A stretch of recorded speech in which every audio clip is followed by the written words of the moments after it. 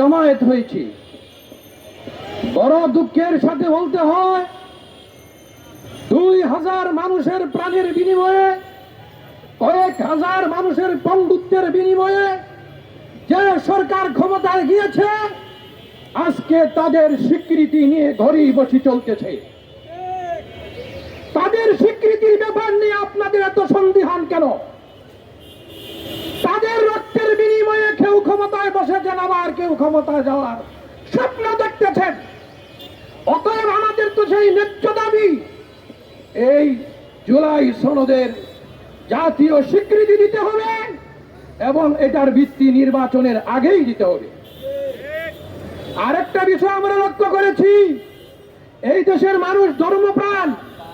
যেখানের মানুষ 90% ধর্মপ্রাণ মানুষ, এই দেশের স্কুলগুলিতে গান বাদ্য বাজনা শেখার জন্য টিচার নিয়োগ করা হয়, অথচ কালামে কালাম নামাজের জন্য টিচার নিয়োগ করা হচ্ছে না।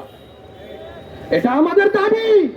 আমরা অবিলম্বে এই দাবিগুলি বাস্তবায়ন দেখতে চাই।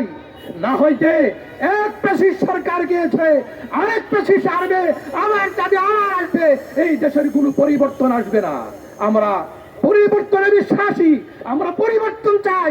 বারবার রক্ত যেন বৃথা মানুষের না যায়, সেই কথা বলে আমি আমার